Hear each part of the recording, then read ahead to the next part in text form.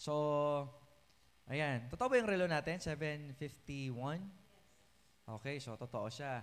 So, huwag na tayo magpakatagal. So, hiniling ko po, buksan po natin ang ating mga Biblia in Genesis chapter 19, reading from verse 15 hanggang verse 26. Medyo mahaba. Okay, pero please, di ba? So, hindi na dapat tayo nararatel sa haba. Meron mga parang yung speaker ba natin nagsabi noon? Parang hindi. Parang narinig ko somewhere na isang preacher na dahil mahaba yung idea, so kinakat. So tayo dito, hindi. Na-practice na natin kahit na gaano kahaba yan, for us to have an understanding of that verse. So as much as possible, dapat nandiyan po yan. Okay? Mabasahin ko na lamang po at pakisundan nyo na lang na inyong paningin. No matter what translation, no matter English man yan or Tagalog, ang mahalaga na uunawaan ninyo as you read. Okay, so that is the problem of our country sa panahon natin ngayon. Yung tinatawag po nating reading comprehension. Maraming marunong magbasa, pero kukunti lang yung nagbabasa na naiintindihan o nauunawaan yung kanilang binabasa. So the very reason why merong school, alam niyo kung bakit? Upang matutong bumasa at sumulat ang isang tao dahil gusto niya pag-aralan ng salita ng Diyos. Diyan nag-originate ang Harvard, yung malalaking school na yan. But sadly, they have been strayed away from the principle na dapat po nilang maintindihan. Okay? So babasahin ko po at ganito po ang ating matutungayan. And when the morning arose, then the angels hastened Lot. Pinagmadali ni Lot, saying, Arise, take thy wife, and thy 2 daughters, which are here, lest thou be consumed in the iniquity of the city. And while he lingered, the man laid hold upon his hand, upon the hand of his wife, and upon the hand of his 2 daughters. The Lord, being merciful unto him, they brought him forth and sent him without the city. And it came to pass, when they had brought them forth abroad, that he said, Escape for thy life, look not behind thee, neither stay thou in all the plain, escape to the mountain, lest thou be consumed. And Lot said unto them, O not so, my Lord. Behold, now thy servant hath found grace in thy sight, and thou hast magnified in thy mercy, which thou hadst shewed unto me, in saving my life, and I cannot escape the mountains, lest some evil take me, and I die. Behold now, this city is near to flee unto, and it is a little one. Oh, let me escape thither. Is it not a little one? And my soul shall live. And he said unto him, See, I have accepted concerning this thing also, that I will not overthrow this city, for the which thou hast spoken. Haste thee, escape thither, for I cannot do anything till thou become thither. Hindi gugunawin hanggat hindi sila nagiging safe. Therefore, the name of the place or the city was called Zoar. The sun was risen upon the earth when Lot entered into Zoar. Then the Lord rained upon Sodom and upon Gomorrah brimstone and fire from the Lord out of heaven. And he overthrew those cities, and all the plain, and all the inhabitants of the cities, and which grew upon the ground. Ito na yung pinaka-final. But his wife looked back from behind him, and she became a pillar of salt. Wow. Sabi manalangin. Panginoon Diyos, salamat po sa pagkabasa ng banal na salita. Father, as we study your word, open our hearts and our minds. Lord, dalangin po namin na hindi po nawa maging matigas ang aming ulo sa aming pagsunod sa inyo. Tulungan niyo po kami na sa bawat aspeto ng aming buhay ay kakitaan po kami ng kababaan ng loob upang tupdin, sundin ang kalooban niyo gaano man ito kahirap. Sapagkat ang lahat po ng inyong ginagawa ay kinakailangan paniwalaan po namin na ang lahat ng ito ay sa aming kakabuti. Hinihingi ko po, Ama, na patuloy ang banal na Espiritu, ang malayang kumilos sa amin pong kalagitnaan. Siya po nawa ang magturo sa mga bagay na dapat po naming lakaran upang makapagbigay lamang po kami ng dakilang kapurihan sa iyo. Salamat po, Ama. Ito po ang aming dalangin sa pangalan ni Jesus. Amen at amen. Maaari po tayo maupo. The danger of false understanding of God. The dangers of false understanding of God. Now, alam naman po natin that the Bible has many dispensation na tinatawag. So when we talk about dispensation, it is the dealing of God o yung pakikitungo ng Diyos sa tao. Kasi tatandaan nyo, ang Diyos hindi siya nagbabago. At kailanman, hindi talaga siya magbabago. Bakit? Diyos siya eh. Kumbaga, hindi ang Diyos ang mag-a-adjust sa inyo. Amen? So, kung bakit nagkakaroon ng tinatawag po nating dispensation, it is the dealing of God to men. Bakit babaguhin ng Diyos? Okay? Hindi nagbabago ang karakter ha, pero yung programa, yung pakikitungo niya, nagbabago yan. Okay, ulitin ko ha, hindi dahil sa nagbabago ang Diyos. Ito po ay kagagawan ng tao. Since the beginning of time, from the Garden of Eden, isa lang ang utos ng Panginoon eh. Di ba? Ang utos niya sa tao, humayo kayo at pagpakarami kasi tao ay perfect. Ano ginawa ng tao? Sumaway po siya. Pinalayo sila sa Eden. Then next nun, anong gagawin nila? Gumawa lang sila ng tama. Okay? So, after the dispensation of innocence, tuloy-tuloy yan. So, ang ginagawa ng tao, sinusuway niya ang panuntunan ng Diyos. Now, dito sa pagkakataong ito, we have reached sa panahon ni Abraham, yung tinatawag po nating covenant na tinatawag. Okay? So, wala pa tayo sa tinatawag po nating dispensation of government. Okay? Nandito pa tayo sa dispensation in which ang gagawin lang naman ng tao, simple lang eh, sumunod sa Diyos. Although they are not Christian per se, okay, sila po ay follower of a one true living God, wala silang gagawin kundi sundin yun. Nakikinig po ba kayo? So kagaya po natin, sa panahon natin yan, even though we're living in the dispensation of grace, anong gagawin po natin sa panahon ito, mga kapatid, mga minamahal? Sundin po natin mga panuntunan na ibinigay sa atin ng Panginoong Yesus. Kaya nga tinawag tayong time of grace. It's because of the Lord Jesus Christ, okay, promised to us in Genesis chapter 3, verse 15, di ba? Dumating siya, and sadly, nireject po siya ng Israel, and therefore tayo po ang tinawag ng Panginoon. Amen. So ulitin po natin ha, we believe in the doctrine of election. Bakit? Nasa Bible yun eh. Bakit? Pinili tayo ng Panginoon. Hindi ibig sabihin na may pagpipili ang Diyos ay kagaya ng pagpipili ng tao. Magkaiba ho yun.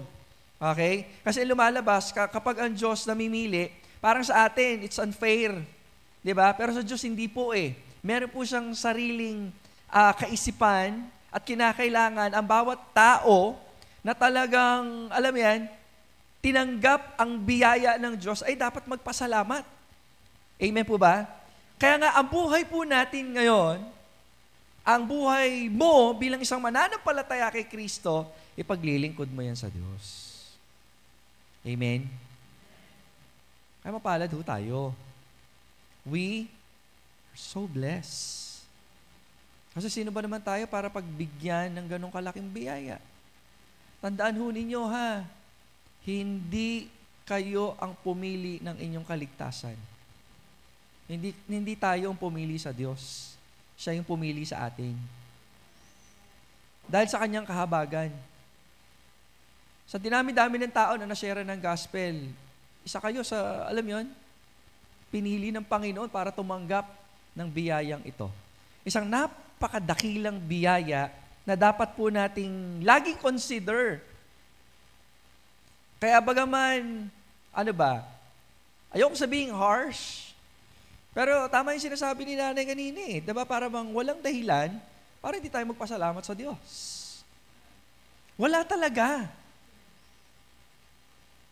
Kasi kahit kamtan mo man ang lahat na mayroong bagay dito sa mundong ibabaw, walang kwenta eh.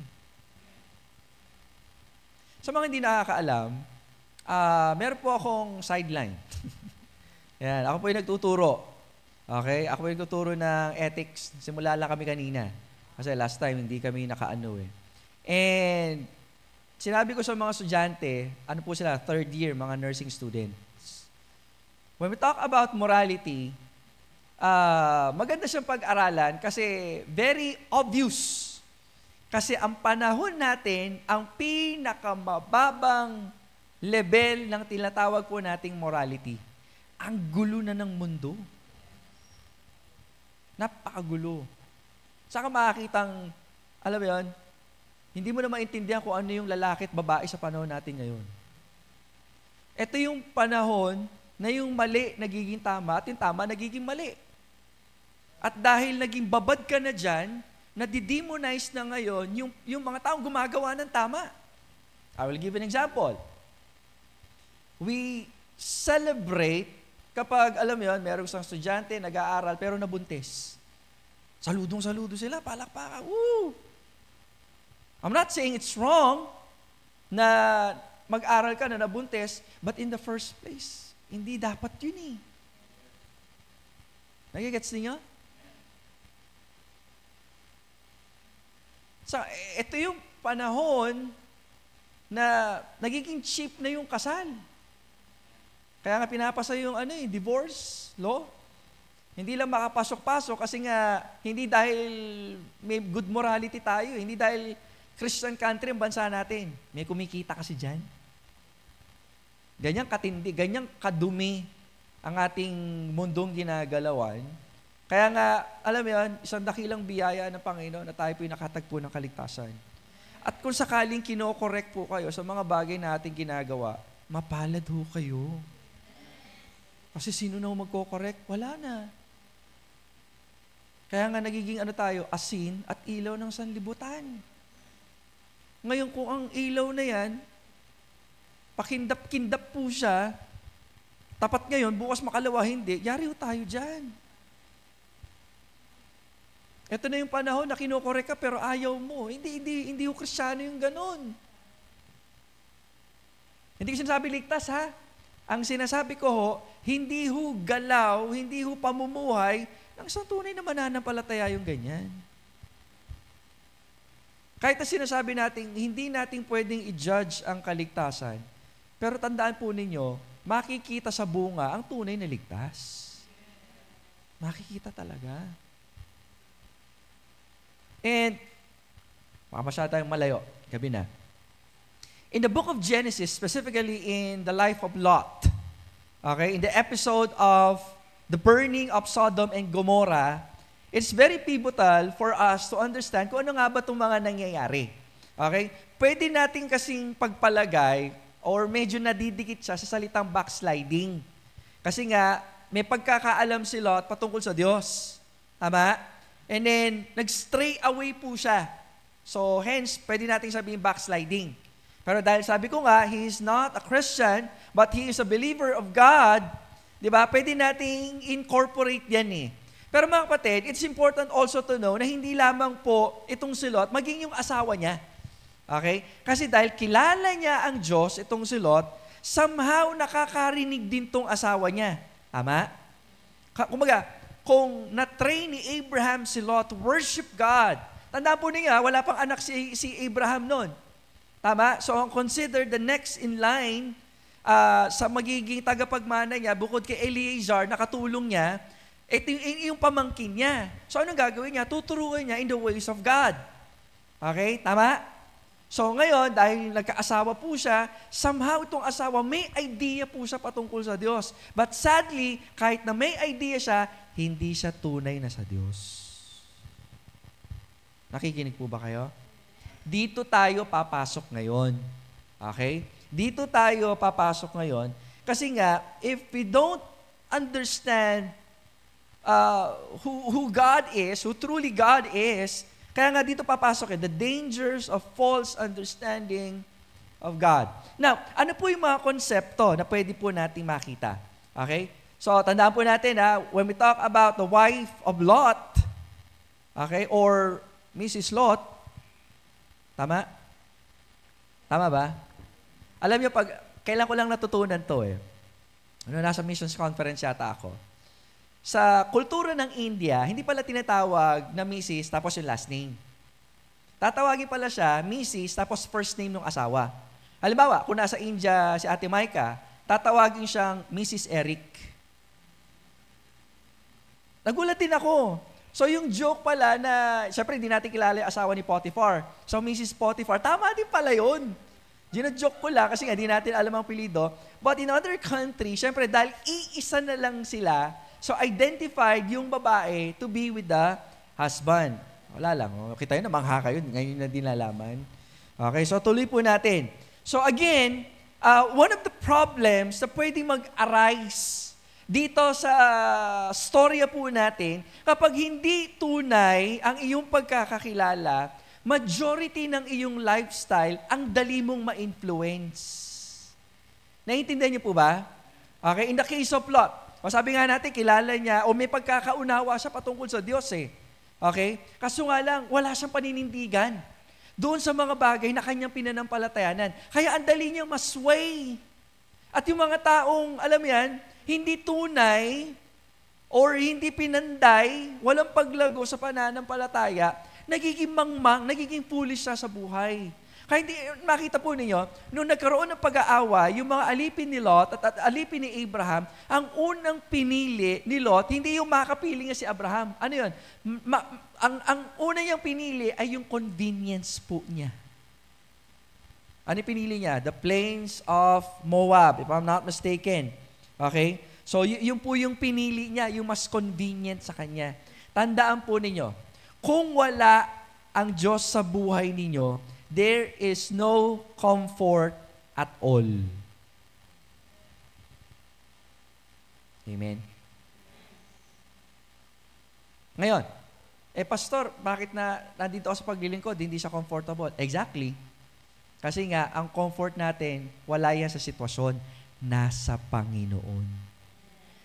Kasi kahit na anong pangit ng sitwasyon, kung malayo ka sa Panginoon, that indeed is uncomfortable.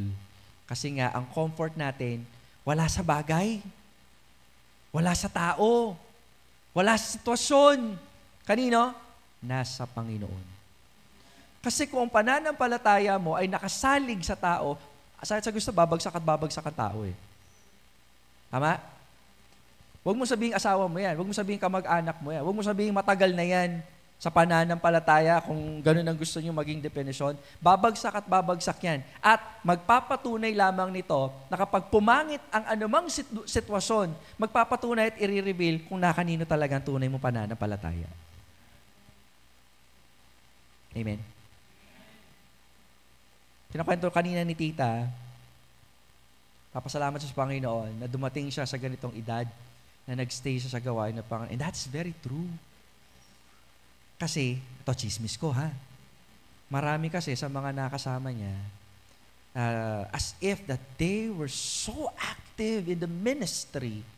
Pag sinabi ng pastor, punta tayo sa ganun, sugod sila, para sila mga ano yung tumatalon? Mga balang, mga tipaklong. Para sila mga ganung sundalo. Pag sinabing giving, give. Magalang sa pastor. Bumagsak yung pastor. Nawala. Isa-isa. Hindi nawala sa gawain, ha? Wala yung gawain eh. Nawala sila sa Panginoon. Kapag ang isang taong nagsasabing kilala niya ang Diyos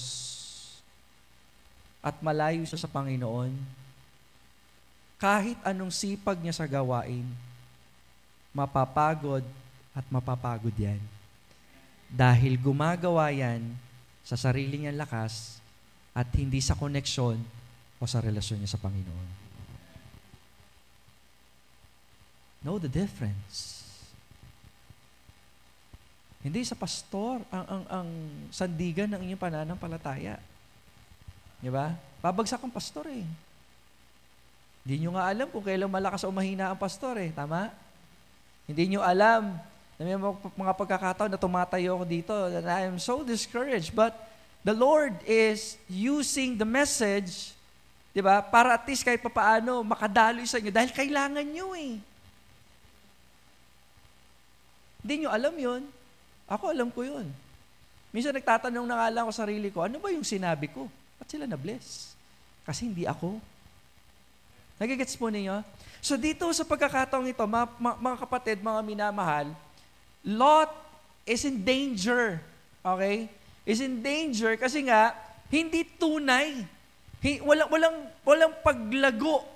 May alam siya sa Diyos, pero hanggang doon lang. Don't ask me if this person are saved or not. But one thing for sure that I know, ano yun? Hindi niya pinagbuti yung mga bagay na sana meron siya. Kasi sama, pinagpala siya ng Lord eh. Nakamtan niya yung pagpapala. Diba? Kasi nga, nakadikit siya kay Abraham. And Abrahamic blessing, Abrahamic covenant states that I will bless them. Sabi ni Lord I will bless them that bless you. Kumbaga, lahat ng makadikit kay Abraham, pagpapalain ng Diyos. But I believe hindi yan automatic eh. Kumbaga, somehow, dahil nakikita ni Abraham yung kabutihan ng Diyos, naniniwala na din siya. Kaso nga lang, dahil, ewan ko, ito yung mga tao yatang, alam mo yun, pag maglingkod ka ng konti, gusto mo pagpapala ka agad, marami. Kaya sabi ko nga lagi sa inyo, hindi ho dapat nakasandig ang ating pananampalataya sa pwede natin matanggap. Kasi lahat naman ng bagay ito mawawala. Ilang beses ko pa bang dapat paulit-ulitin sa inyo na ang ating pananampalataya ay nakasandig sa Panginoon. May pagpapala man o wala. Come on. Ang Diyos pa? Kakalimutan niya ang kanyang mga anak? Kaya sinasabi ko lagi, dahil ang Diyos nagpapala, kalimutan yung pagpapala. Ang dapat yung gawin, magtapat kayo sa Diyos ng tagapagpala. Ilang naman eh. Don't get me wrong please. Okay, please, paulit-ulit na to. Naniniwala ako na ang bawat mananampalataya ay mayroong kalakip na pagpapala na ibinibigay ang Diyos. Wala hong duda yan. Kumbaga, markado na yan, nakapangalan na sa iyo, ibibigay na lang sa iyo yan. On one condition. Ano yun? Maging tapat ka sa Kanya. Yun lang naman yun eh. Kung bakit nahihirapan tayo sa pamumuhay po natin, kasi nga mali yung focus. Anything that makes you out of focus to God, ikakalugmok mo yan. Para kang si Pedro.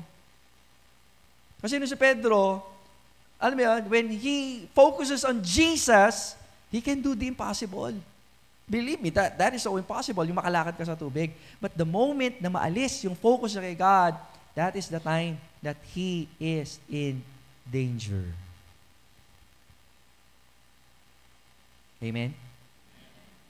Nandun siya sa presensya ng Diyos. Pero wala yung focus sa Diyos. Lumubog siya.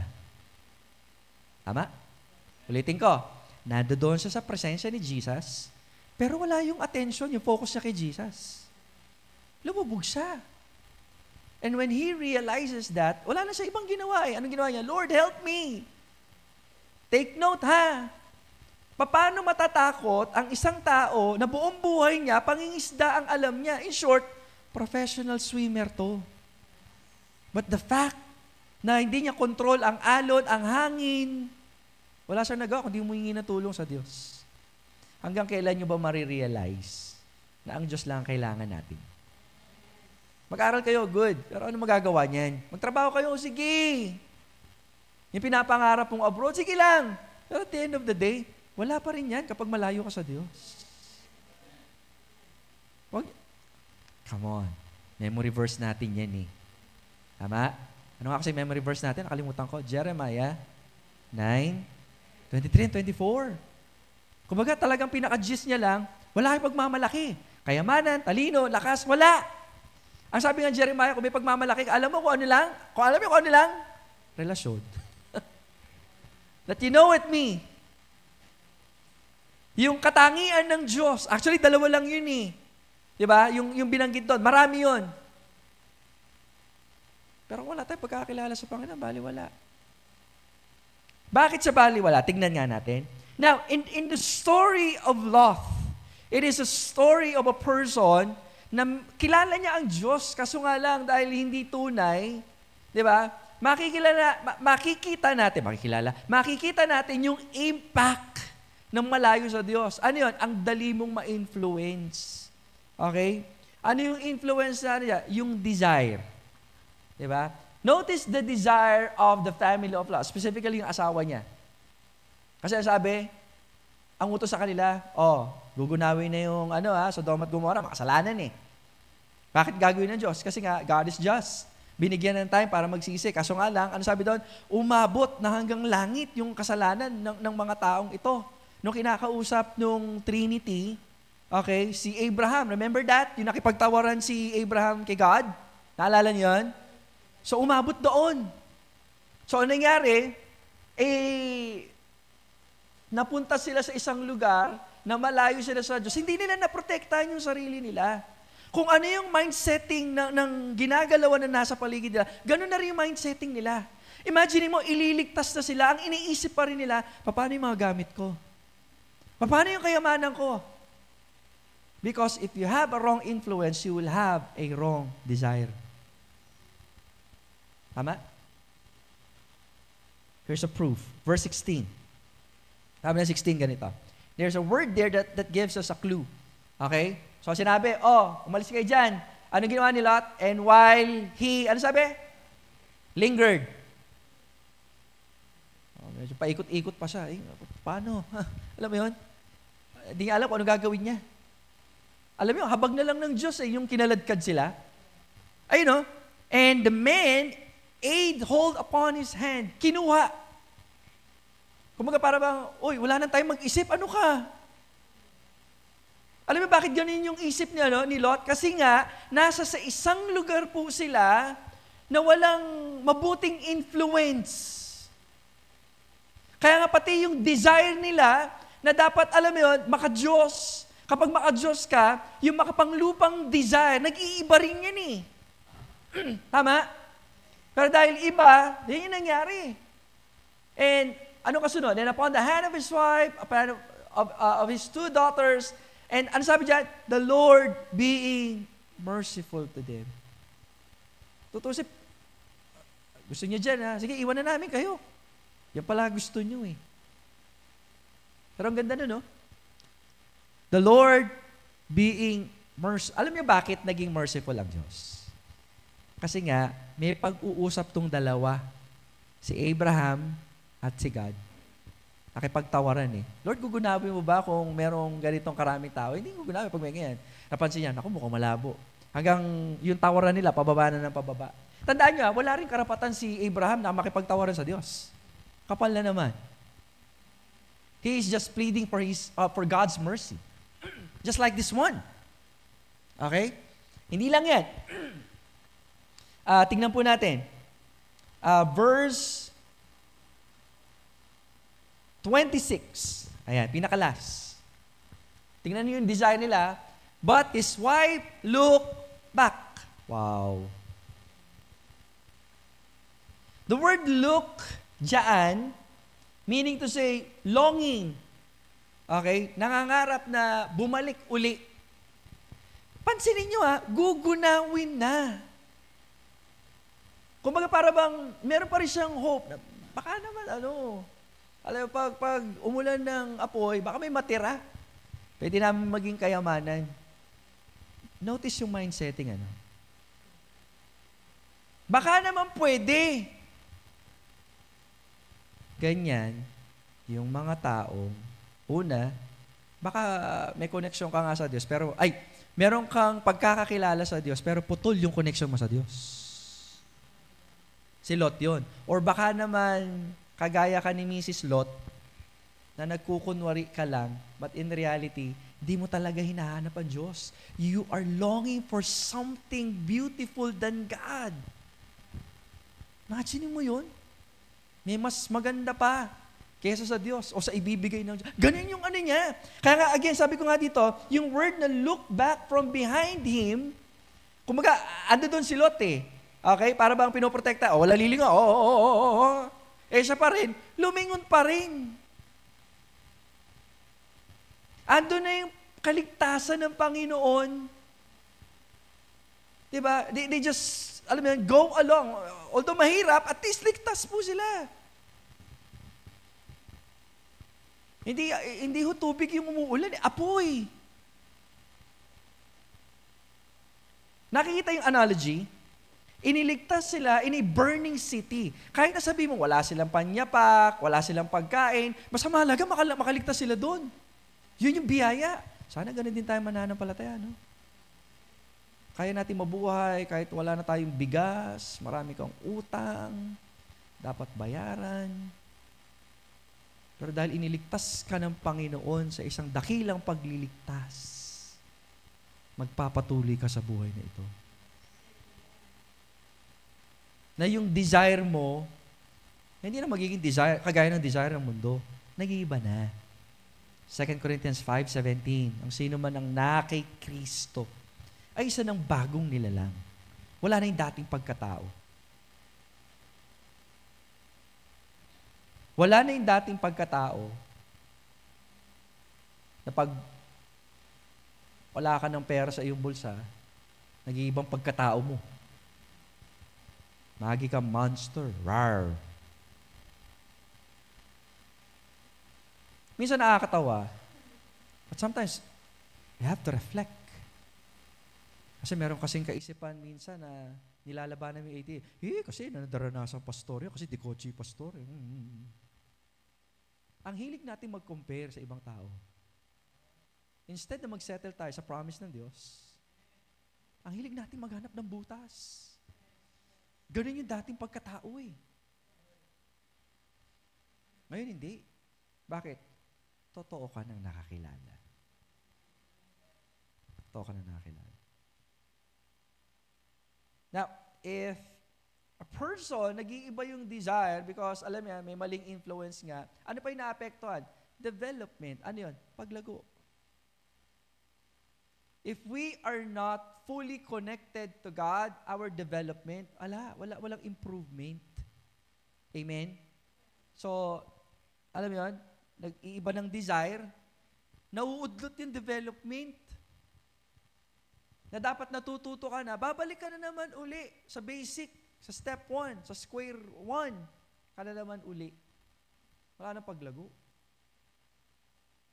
Ano pa? Not only that, pati direction mo nagbabago. Diba? Although the destination is sure, kung talagang tunay kayo nakakilala sa Panginoon, pero kung hindi ka mamumuhay ng tama, mag-iiba yung direction mo talaga eh. I am hoping, kasi nga, di ba, naniniwala tayo na darating ang Panginoon bago mag-tribulation. Ang tawag dyan, pre-trib. Okay? Meron kasing naniniwala na darating ang Panginoon in the middle of the tribulation. Ang tawag doon, mid-trib. Meron iba naniniwala, dadaanan natin lahat yan. In fact, meron naniniwala, dumating na yung Lord eh. Kaso nga lang, alam mo yan, dumating na yung tribulation. Okay? Ngayon, hinihintay lang na matapos yung 7 years, dun pa lang bababa si Lord para kunin yung sa Kanya. Which is, alam mo yan, very doubtful ako doon. Pero meron pang isa, yung tinatawag nating partial rapture. Ano yung partial rapture? Ang kukunin lang ng Lord, yung masipag sa gawain. Maliho yun ha. Sinasabi ko lang. Meron mga ganong belief. Pero sana, pansin niyo, kung totoo yun, palagay niyo, sasama kayo. Makakasama tayo. Kasi ang kaligtasan, hindi naman sa gawa natin eh. Sa ginawa ng Lord, tama? Kasi kung tunay ang partial rapture, sige nga, ilan pa mabuting gawa ang pwede natin gawin para tayo ma-rapture?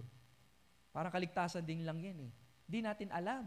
Kaya nga sabi ko nga, nang dahil sa kahabagan ng Diyos, iniligtas niya tayo kahit hindi tayo karapat-dapat.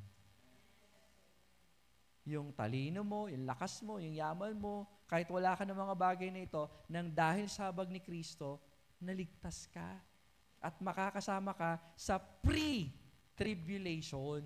Bago mag-tribulation, bago hatulan ng Diyos ang mundong ito kasama ng Israel, kukunin niya na ang sa Kanya. Amen? So, yun po yun. So, ngayon, sabi ko nga, if we don't understand that, our desire, our development, our direction, magkakaroon ho ng pagbabago. Now, tatlong bagay ang nais ko pong tandaan po ninyo. Okay? Ano po yon? Number one, there is no assurance in everything on earth. Walang anumang bagay na sigurado sa mundong ibabaw. Amen? So, ang taong malayo sa Diyos, they are focused on those earthly things. Kaya pala, in the book of Colossians, pinaalala po sa atin. Tama? Colossians chapter 3, verse 1, if I'm not mistaken. Diba? Tingnan nga natin. Colossians chapter 3, verse 1. Ayan. If ye then be risen with Christ, okay, naligtas, sabi dyan, seek those things which are above. Okay? Where Christ sitteth on the right hand of God. Ano nga ba yung mga bagay na nasa above? Earth, heavenly, godly, and eternal things. Ngayon, kung dito ka sa baba titingin, kabaliktaran ng description. Kung ano yung mga nasa taas, godly, dito hindi. Demonic. Amen? Kakita niyo yung pera? Kaya sabi doon, for the love of money is the root of all evil. Mali yung for the money is the root of all evil. Hindi po.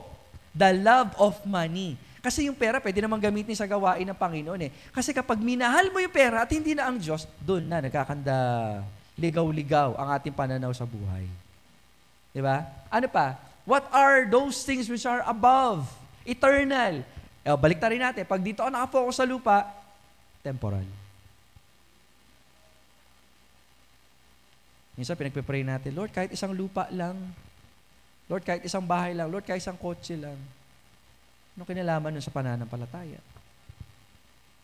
Don't get me wrong, mga kapatid. Sino ba naman na ayaw ng ganyan? Please don't get me wrong. Okay? Pero kung yan ang ating sukatan ng isang malagong mananampalataya, ng isang mananampalatayang pinagpala, nagkakamali ho kayo. Marami akong kilalang manlulokong pastor na maraming lupa. Tapos alam ko, ano sinasabi niya, biniless ako ng Lord. Kasi kung di ako biniless ng Lord, bibigyan niya ba ako ng lupa? Gets niya? Tapos tayo, yun ang habol natin, ano? Kung binigyan ka ng Lord, salamat, gamitin mo sa pagluluwalhati sa Kanya. O wala ka nang isipin, o maglikod ka ng tapat, meron ka na yan eh. Ngayon kung wala, magtapat ka pa rin kay Lord. Hindi naman yung pagpapala magiging, alam mo yan, magsisilbing magtutulak sa iyo para magtapat ka sa Panginoon. Magtatapat ka sa Panginoon dahil sa kabutihan niya. Yun yung nagtutulak sa atin. For the love of God constraineth us, according to the book of Romans. Diba? And dito, it shows who we really are. Pinapakita lang nito, kapag focus ka sa mga bagay na to, kung sino yung totoong ikaw. Parang si Lot. Asawa niya, kilala niya ang Diyos, kaso hindi faithful. Hindi naman metong siguro, makigayo-gayo yamo. But when the rubber meets the road, meaning to say, pag nando doon, nasa sitwasyon, nagipit na sila, lilitaw yung tunay na siya. Selfish, earthly, devilish, or demonic ang kanyang desire. Bakit? Hindi siya tunay sa Diyos. Grabe, no? Sa totoo lang, masakit itong mga pananalitang ito. Pero ito rin ang mga salita na kinakailangan sumalamin upang tignan natin nating sarili. Ako nga kaya, ganun din kaya ako? We need to check our prayers. We need to check, alam mo yun, kung paano natin tignan ang pagpapala. Kasi minsan, alam mo yun, kahit sa ibang church, madalas yung marinig yun eh. Pinagpala ako kapag may ganito. What?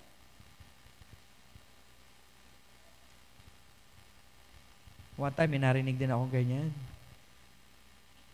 Kilala yun ni Tita Rose. Oh, pakilala ko yung yung manugang ko.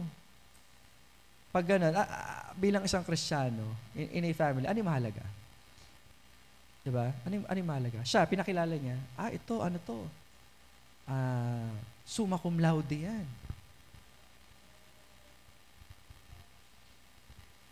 Masama ba yun? Hindi naman. Pero bilang mananampalataya, ang dapat makita, mahal yan ng Panginoon. Alam mo, kahit walang pera yan, tapat yan nagpe-prayer meeting. Don't get me wrong, okay yun eh. Lalo na kung gagamitin yan sa kaluwalhatian ng Diyos. Pero alam nyo, sa lahat ng aspeto, sa pag-aaral man o sa trabaho, lahat makapagsasabi na ang mga bagay nito ay baliwala kung hindi tama ang iyong karakter. Ganyan yung definition nila eh. Ngayon sa isang mananampalataya, actually hindi niya iniisip kung ano yung magiging tingin ng tao sa kanya. Kasi isa lang focus nila eh, sa Diyos lang. At dahil nasa Diyos sila, God allowed these people na makita ng mga taong ito kung gaano kabuti ang Diyos na sumasalamin sa buhay nila yung karakter, yung the way na maglingkod, na magtrabaho sila. Parang si Joseph. Hindi yung goal ang i-please si Pharaoh o di kasi Potiphar. Hindi yung goal yun. Ang pinaka-goal niya, mapalapit siya sa Diyos. Nagawa niya. And the Bible says, and the Lord was with Joseph, and he is a prosperous man. So yung definition niya ng pagpapala, hindi earthly. Kasi sa kanya, ang definition ng pagpapala, maging malapit sa Diyos, yun yung mga taong totoong tagumpay. Ang galing nun. So nakakalungkot mga churches ngayon, iba na yung definition eh. Tinutulak ang mga miyembro na maging mayaman para makita daw na talagang dakila ang Diyos nila. Nakita ko yan sa isang reel. Meron isang pastor, pag ikaw nagka-Lamborghini, pagpe-pray ko, ikaw pag nagka-Mercedes, ikaw Ferrari, yung mga, pag kayo 10 taon na, wala pa rin kayong kotse, nako, ang gagawin namin, sasagasaan namin kayo. Sabi niya ganun. What? I don't know if that is a joke. Pero hindi ganun yung pamantayan ng Biblia. Kung titignan ng mga apostol, kung ganun yung setup kung titignan ng apostol yung buhay natin ngayon, sasabihin nila, bigo sila. Kasi wala silang ganun. Ano yung meron sila? Pananampalataya kay Kristo na kahit na anong mangyari, hindi sila matitinag ng anumang pagsubok sapagkat isa lang ang goal nila. Ano yun? Mapasaya ang Diyos at hindi ang sarili nila. Sana mabago. Mabago pa. Mabago. Kasi kung hindi, kung ang desire natin kagaya ng sanlibutan, mapupuno lang kayo ng frustration and depression.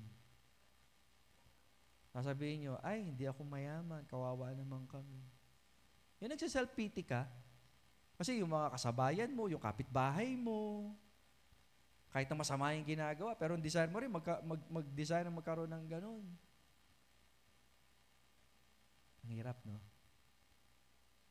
Alam mo yung ganyang klaseng dilemma na isulat yan in the book of Proverbs. Kaya sabi niya, kung nakikita mo yung kapitbahay na yumayaman, sabi niya, huwag kang mainggit. Kung yumaman man sila sa maling paraan.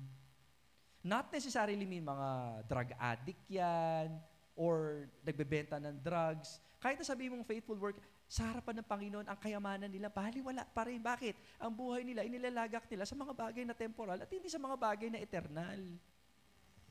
Kaya nagiging masama. Anong pangit ngayon sa atin? Na nalalaman yung mga bagay nito and yet nabubuhay pa rin kayo na may kalungkutan. Nabubuhay pa rin kayo na parang talunan. Hindi kayo makangiti. Kasi iniisip nyo, wala kayong malaking pera sa bangko.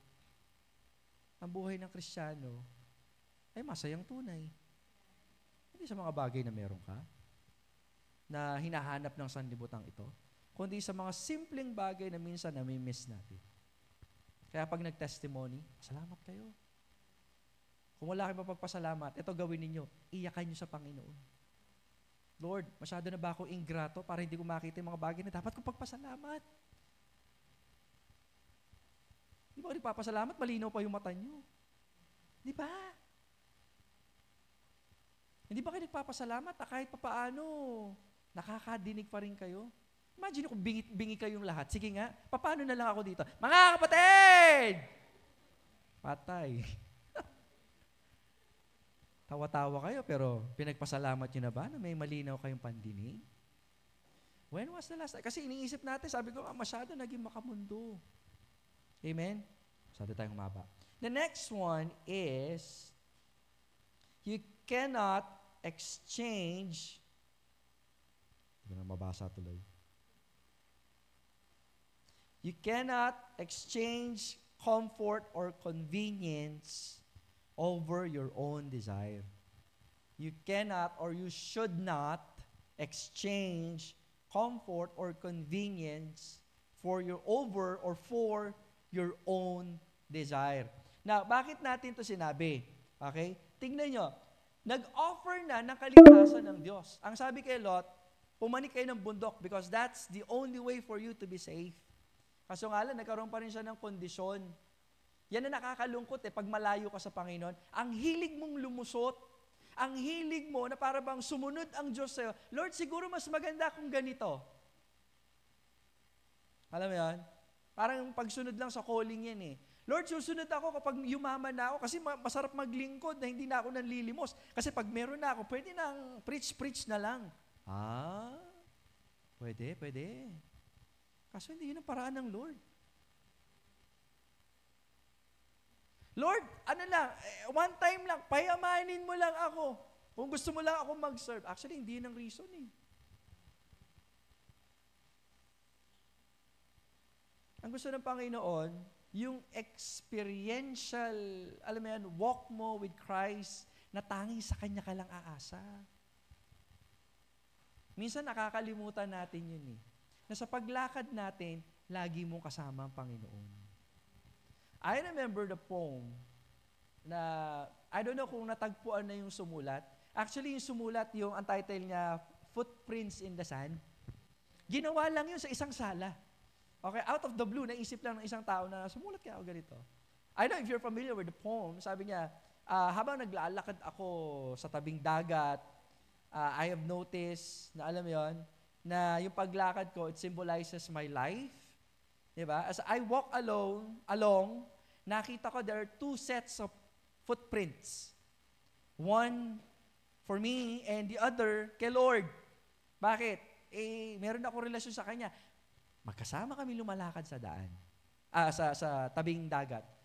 But I have noticed, sabi ng poem, na along the way, yung mga time na ang daming problema, ang daming hirap, iniwan ako ng Panginoon kasi isang set na lang ng footprint. God is so unfair.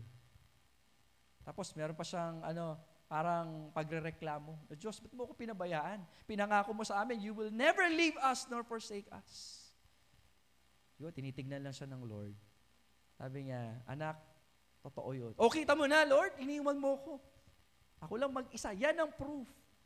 Totoo yan. Sa panahon na nahihirapan ka, yung nakita mong footprints, isa lang. Pero tatandaan mo, hindi mo footprint yan. Akin yan, sapagkat yung time na nahihirapan ka, buhat-buhat kita. Natameme ngayon. Hindi na sinabi sa poem yan, pero ganun yung gist ng poem. Dali lang kasi mag-preach ng blessing.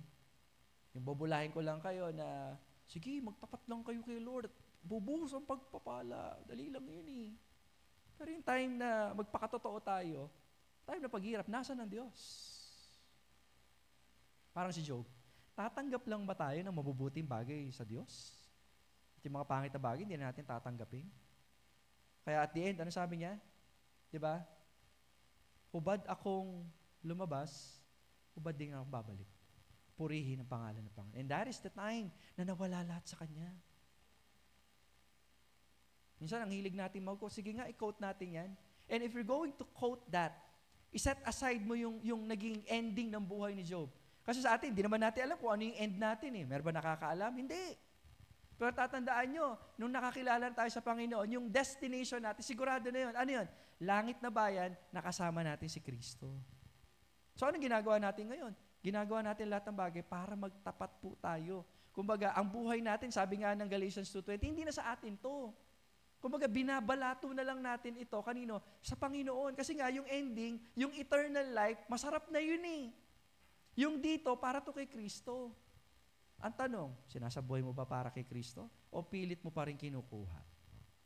Balato na natin sa Panginoon. Nahirapan ka, magtiwala ka pa rin.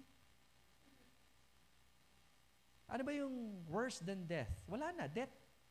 Pero tatandaan nyo, Jesus Christ overcome death. Kaya nga nabaptize tayo, nang ibig sabihin na kapag tayo ay namatay, nilubog, mabubuhay tayo maguli. So ano pang ginagawa natin? Ba't di tayo nagtatapat sa Lord? So we need to ask ourselves, the connection po natin sa Panginoon, is it intact? Or kagaya kayo ng plug na patay sindi lang? Hindi dapat ganun ang buhay. Finally and last. Okay, finally and last. So it's not about, you cannot exchange comfort. Again, ang comfort natin, kanino uli? Kay Kristo po lang. Okay, number 3, it is not safe, okay, to look behind. It is not safe to look behind and serve the Lord. It is not safe to look behind and to serve the Lord. Wala akong gumagawa nun. Okay? Ulitin natin. When we talk about serving God, it means you have to give your focus. Sa lahat naman ng aspeto naniwala kayo doon? Halimbawa, gusto mo maging matagumpay sa pag-aaral, maging focus ka doon. Kung hindi ka Kristiyano, di ba, pwedeng mangyari yan eh. Di ba? Kahit na sabihin natin, mahirapan ka, magpakamatay ka sa kakaaral, sigurado may bubunga yun eh. Pero ang buhay natin hindi sa pag-aaral, kundi kanino? Sa Panginoon po lamang. Even though there's a lot of churches, they celebrate much about graduation. Ang una kong laging tanong doon, ito ba mga taong ito, nagtapat ng prayer meeting na sila ay nag-aaral? Kasi kung hindi, walang kwenta yun. Nakikinig po ba kayo?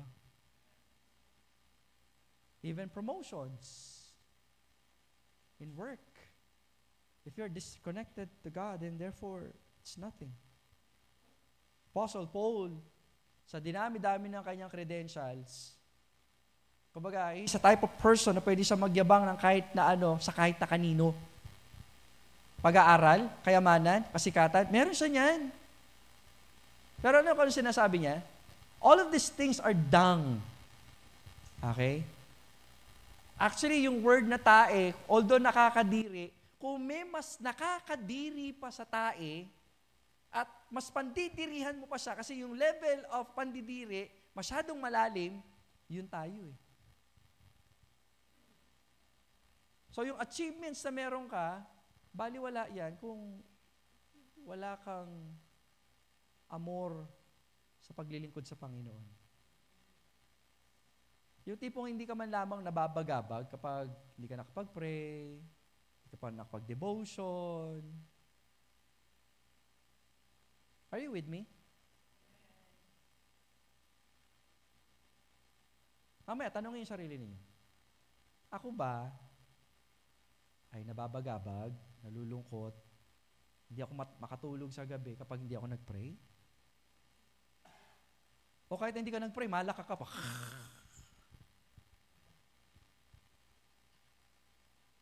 And I believe that is not peace.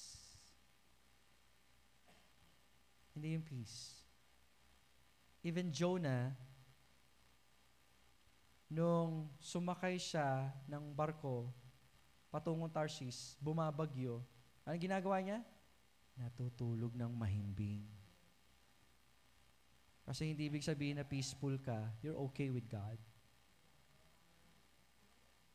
Sarap ng tulog niya eh, tama? Kaya nga sabi ng mga tripulante, uy, may kakagulo na kini, malaka ka kin. Nagigets? Mga kapatid, it is not safe to look back. Kaya itong asawa ni Lot, tingnan natin verse 26. But his wife looked back from behind him, which is, si Lot, and she became a pillar of salt. So she longed for something better than God.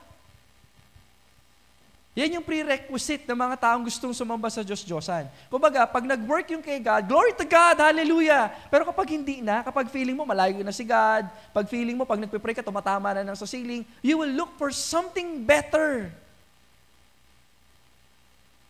Although, siguro sa panahon natin ngayon, hindi natin yung ginagawa. So, inilalaban mo na lang sa ministry, o di ka dinadaan mo sa palakihan ng offering. Alam nyo, may dinidil ang Diyos eh. Nakikinig kayo? Sinasabi niya sa anak, may hindi tama. Ayusin natin. Yun yung kinakailangan, makipag-wrestle tayo sa Panginoon. Remember the painful moments of Jacob? Yung anong ginagawa ni Jacob? Nakipag-wrestle siya kay God, the second person in the Trinity, I believe. The Lord Jesus. Okay? So, ano sabi niya? Hindi kita papakawalan hanggat di mo ako pinagpapala. Kaso itong taong ito, dahil supplanter siya, ang ginagawa niya, kapag medyo na-corner na siya, ang bilis niya tumakbo. Kaya anong unang binali sa kanya? Yung pinakamalaking bahagi ng katawan ng tao. Nung bumalik siya, ika-siyam, ganun. Okay? Nawala siguro yung lakas niya sa pagtakbo, pero meron siyang isang lakas na kailanman hindi mawawala sa kanya. Ano yun? Kasama yan Diyos. Kasama niya ang Diyos. It's not safe to look back. Kapatid, marami na ba kayo naisuko sa Panginoon? Do not look back. Huwag yun ang balikan. Do not look back. Kung babalikan namin ang mga naunang taon ng iglesyang ito, ang konti lang ng prayer meeting namin, 10. Gano'n na talaga ang bilang. Bakit ko sinasabi ito? Para hindi kumonti ang bilang natin. Hindi. Kasi hindi naman nakasalalay doon ang paglilingkod eh. Kahit maubos pa tayo dito, as for me and my house, we will continue serving the Lord. Totoo yun sa puso ko. But I am saying this for your sake. Sinuko niyo na kay Lord, di ba? Huwag niyo nang balikan. Manindigan ka sa pananampalataya. Kung di nagtuloy ang iyong magulang, ang iyong kapatid, ang iyong kamag-anak, ang iyong kabarkada for that matter, magpatuloy ka sa paglilingkod. Do not look back. And that is the danger of false understanding of God. Sana naging totoo yung pagkilala niyo sa Panginoon. Sana, tinitingnan natin. Kaya nga may mural dyan. Kahit na mahal yan, pinapaint natin yan. Yung nagpe-paint niya, di niya maintindihan kung ano yung pinipinta niya. Pastor, ano ba ito? Di niya alam. Pero kayo, na nakakilala kay Lord, yan yung inaabangan natin. So kapag discouraged kayo, tumingin lang kayo sa painting. Tapos may verse pa na ang sabi, huwag kayong mag-worry, huwag kayong magkaroon ng anxiety, huwag kayong mabalisa. Kasi anong ginagawa ng Lord? Nagpe-prepare siya ng isang place. Tayo, alam mo yun, we don't care about the place. Basta ang gusto namin, Lord, makasama ka lang, kahit saan pa yan. Kahit doon lang tayo sa gate ng heaven, basta makasama ka namin, okay lang. Kasi gusto ka namin pasalamatan ng buong buhay namin. I don't know, to you, again, sabi ko nga, sa isang totoo nakakilala sa Panginoon, hindi yan nakapokus sa mga bagay na pwedeng ibigay sa iyo. Nakafocus yan sa relasyon natin sa Panginoon. That's the idea of having a genuine relationship to God. Kasi may pagpapala man yan o wala, magpapatuloy yan sa paglilingkod. Amen? Susuko? Lalaban? Laban. So, lalaban tayo. Tayo lahat ay tumayo. Tayo po'y manalangin. Muli, Panginoon, salamat po, Ama, sa oras na ito. Salamat sa pagpapalala sa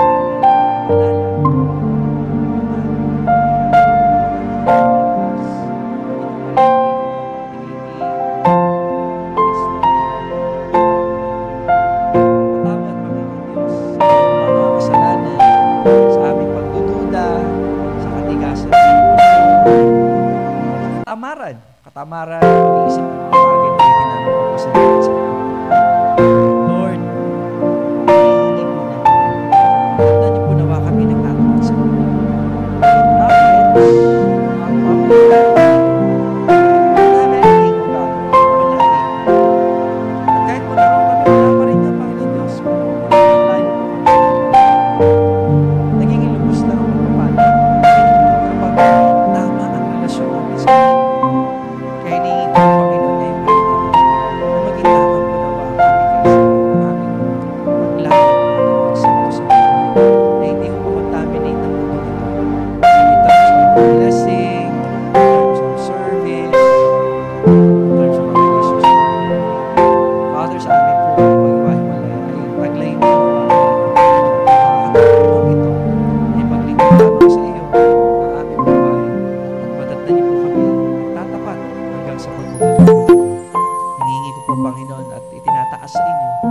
aming pong pamilya, ang aming trabaho, ang aming pag-aaral. Na minsan pa, Ama, ang mga bagay na ito mag-instruct lang.